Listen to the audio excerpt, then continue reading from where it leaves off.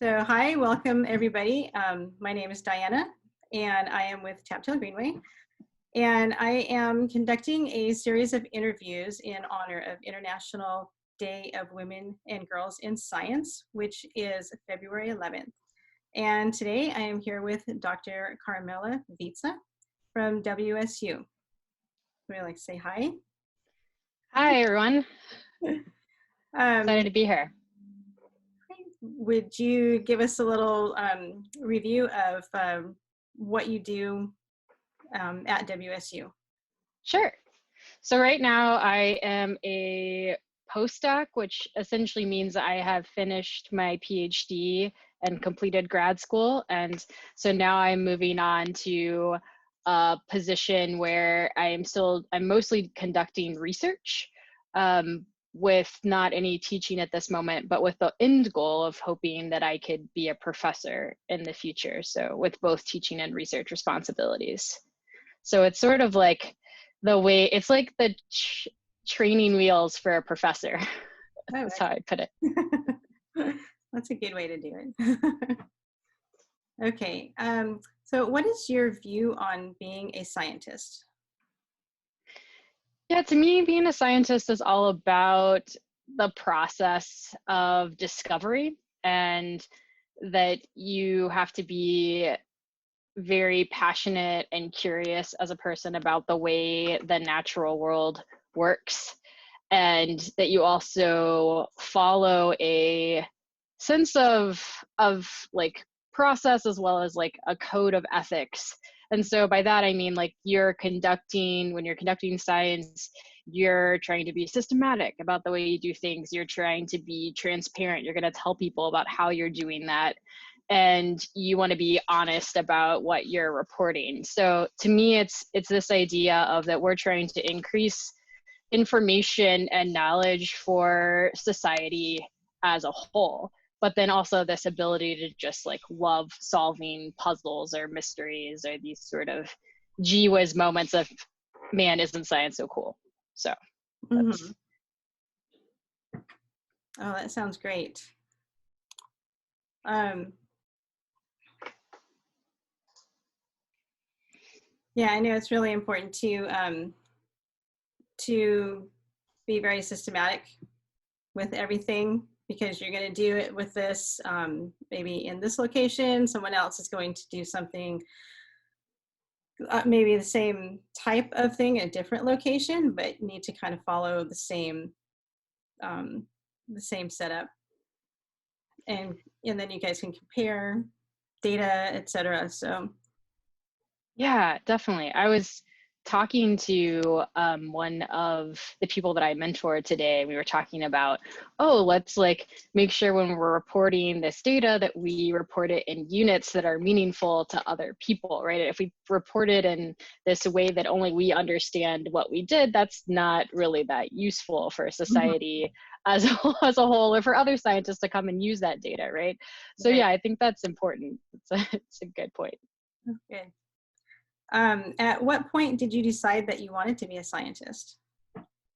That is an excellent question. I think it was more of a process, but in college, I started out majoring in English and philosophy, actually. I think as in high school and early on in like elementary school, I felt like science was a lot about memorizing facts and then regurgitating them, and that wasn't really that interesting to me. And it wasn't until kind of later when I got into college that I felt like people were challenging, how I think, or that there was some complex thinking involved in, this process of discovery. And so I think it took me a little bit to really get to know science for what it is before I became passionate about it. But I would say the thing that I like to think of as like a crystallizing moment for me was I was taking this animal behavior course during my undergrad, and it was really fascinating. I love learning about, how animals interact with each other and why they do the things they do. Like, I found that really interesting. But I this professor asked me if I would go with him to conduct some spider surveys.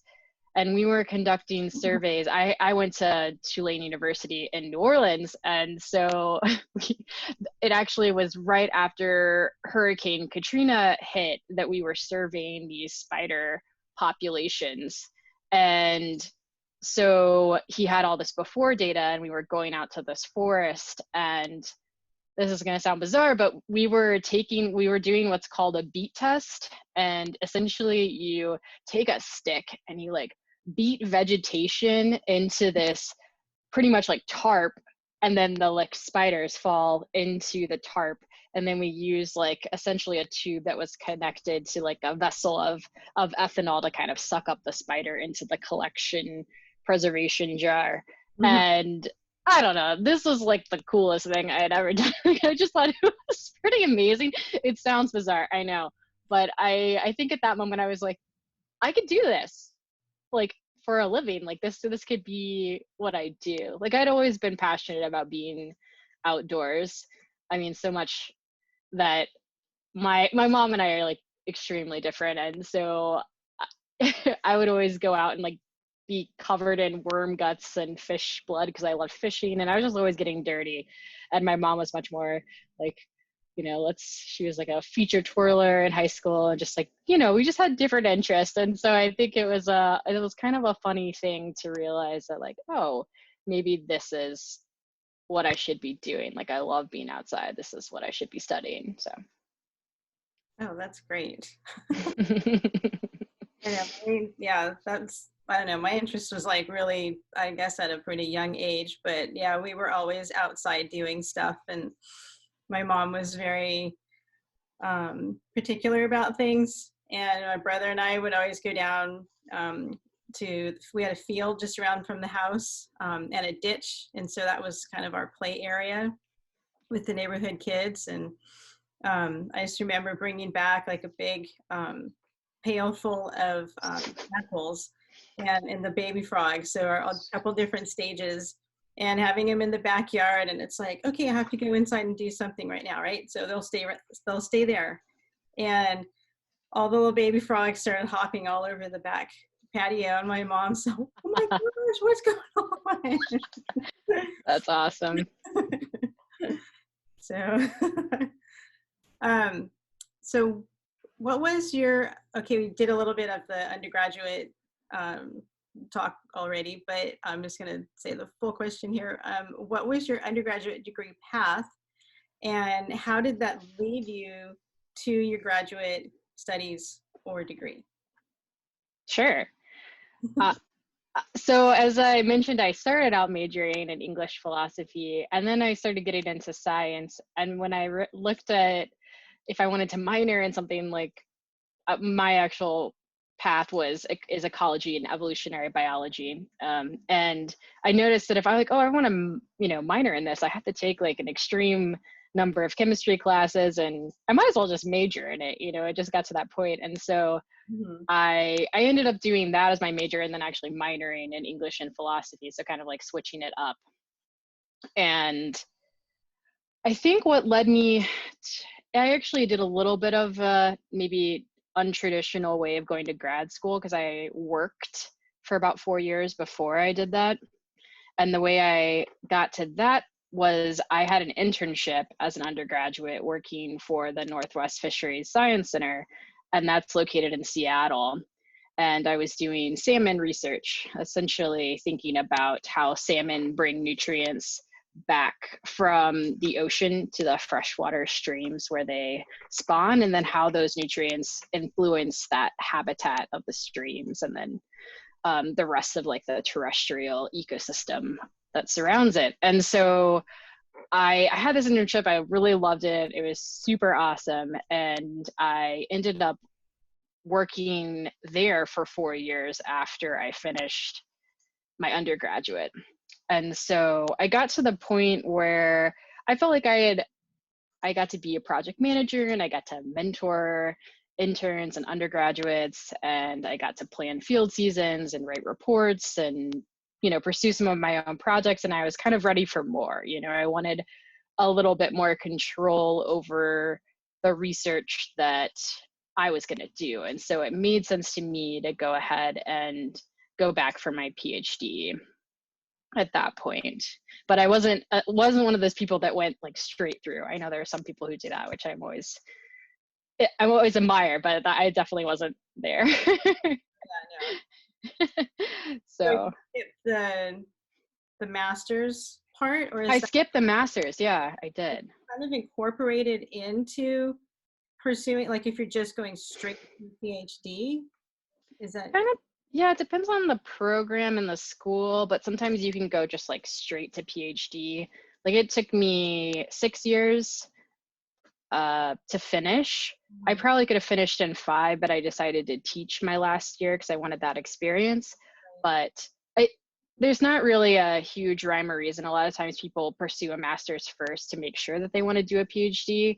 But I kind of think of like what I did for 4 years outside of college as kind of like a practical master's where I was running my own research projects anyway. So I feel like I had the skills to pursue the PhD. But then there are some people that that go straight from undergraduate and don't do a master's really, and they just sort of go straight through and are fine. It just totally depends, I think, on what you're looking to do and how self-aware you are about what you want to do in the future too. That's true. Or yeah, if you maybe kind of change up your major focus or a little bit, definitely, that makes sense.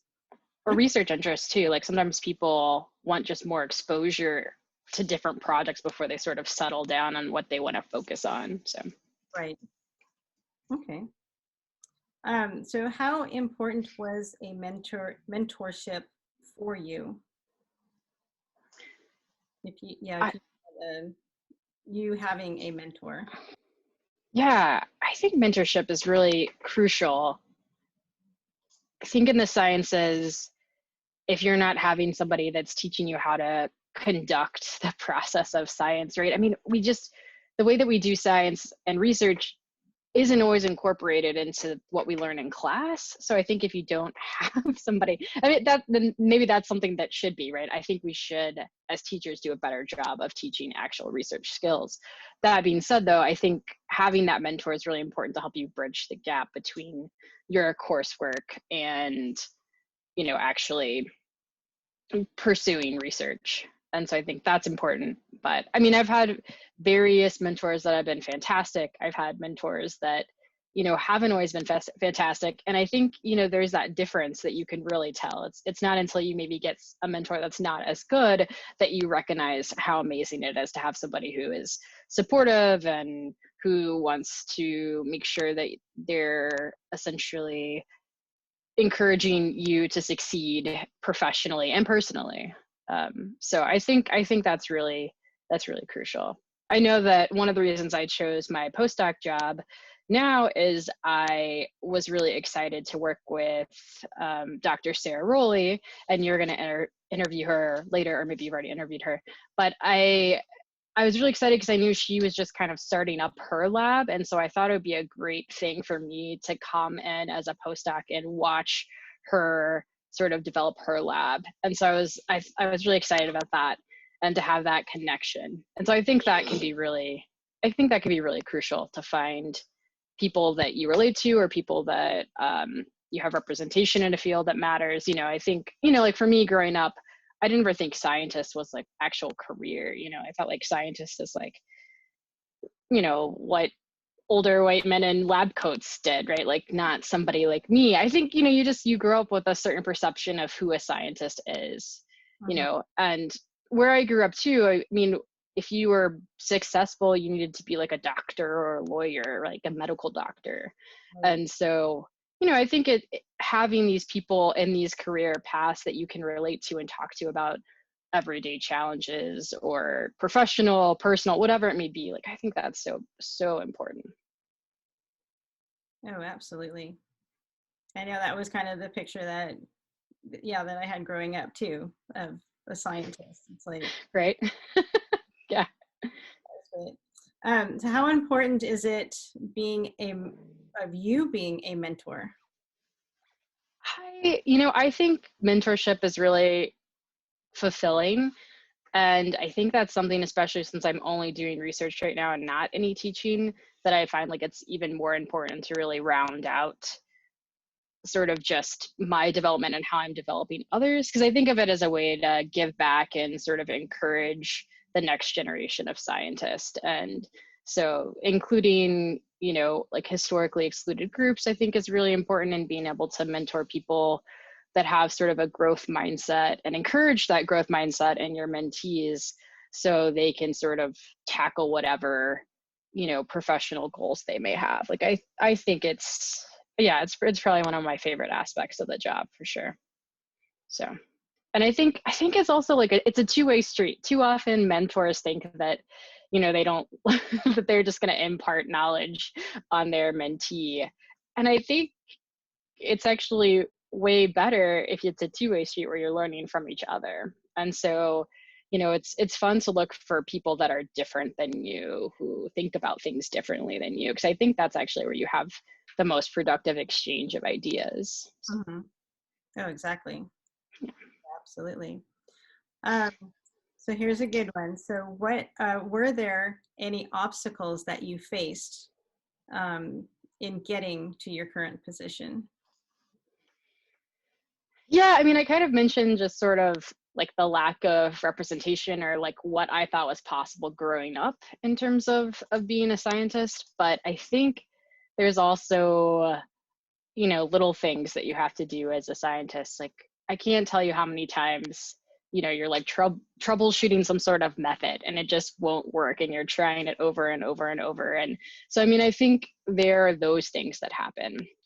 Also, if you're somebody like me that's an ecologist that works out in nature, you're often subject to the whims of Mother Nature. So during my PhD, I had this really expensive piece of equipment out in one of these ponds in Alaska, and it was measuring dissolved oxygen. And oxygen's great, like it's a great thing to measure in a body of water, because it's really like you're measuring the heartbeat of the water. You think of it as like all the processes that are happening. So, you know, during the day we expect dissolved oxygen to go up because photosynthesis is occurring and there's sunlight and everything like that. And then at night we expect dissolved oxygen to go down because there's a lot of like just metabolic activity from other organisms that are essentially respiring. And so it's a great way to like think about like I said, kind of the heartbeat of the pond, you know, through time. And so I had this sensor out there in one of my ponds, and it's expensive.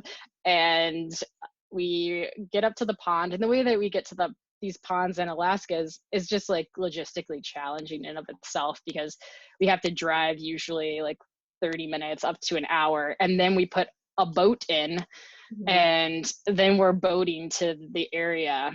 And I mean, it just so happened that the pond had been flooded with glacial water. So it went from, you know, being like, you know, probably hip height for me to over my head. And so we had to go back and get the right safety gear to be able to actually to actually like snorkel or like dive in this water to be able to retrieve this really expensive piece of equipment, you know. And it was just kind of one of those things where it's like, of course, you know, like, of course, this is what I'm doing today, is dunking my head in this freezing cold water. Or, you know, the amount of times that I feel like I'm sort of sacrificing my comfort for a sample is probably too much. But so I mean, there's just little challenges like that, right, that occur. Or but I mean, I think yeah, sorry, go ahead. All in the name of science.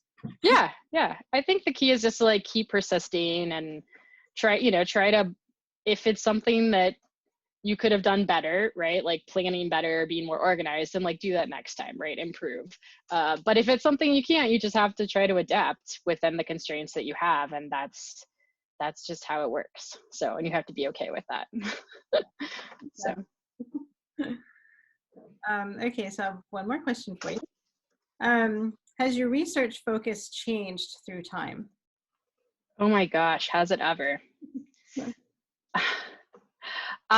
So when I was doing, as an undergraduate, I worked on like spider like mating behavior essentially. And it was it was very different than what I did after an undergrad, where I already described like working with salmon and looking at the nutrients they bring back to these freshwater ecosystems. And then for my PhD, I worked out in Alaska, and that's like the first time I really thought about really being much more focused on the chemistry of the system and like a lot of the microbial processes that were occurring. So I was thinking a lot about methane cycling in the system and just what nutrients are limiting to biofilms, which biofilms are sort of that, that like if you pick up a rock from a stream, they often have that, you know, it has that slime on it. It's like that, it's at that matrix of algae, and it can be fungi and bacteria. And so like that slimy thing is like pretty much like the basis of the food web in a lot of aquatic systems. And so one of the things I was looking at is like, you know, how are nutrients influencing how much biofilm there is, and essentially like what kind of processes are occurring. And so I don't know, I mean, I really started to fall in love with microbial organisms and processes and how they really drive how these ecosystems function. And so that was kind of exciting. And I continued that sort of focus in my postdoc. I've continued that, but I've switched to thinking about, instead of aquatic systems or ponds or wetlands, I'm thinking about grasslands. And so, but still kind of those microbial processes that are occurring. So I've done a lot of dabbling, I guess, in different ecosystems and thinking about different nutrient cycles and everything like that. So I'm very like, I don't know, there are a lot of things I find interesting. So it's hard for me to focus maybe sometimes. Oh, I totally get that. I like so much stuff. So many areas in all the ecosystems and so many animals, and yeah, it would be difficult to just narrow it down to one thing to focus on. So, but that's good, and everything's connected in a way, in its way too. So you're moving from this one, your wetlands, and then up to your grasslands, and yeah, it all has a connection. Yeah, definitely. No, for sure. I mean, all those ecosystems are connected in some way. So, but, Oh, that sounds yeah. Yeah. all right. Well, I thank you so much for taking the time to meet with me today. And if I could at the end, maybe put like a link for the research that you're doing. Sure. Anyone else who would like to find out any additional information, and I'll include. Sure. So, all right. So thank you very much for joining us. Thanks for having me. This was fun. Great. Thank you.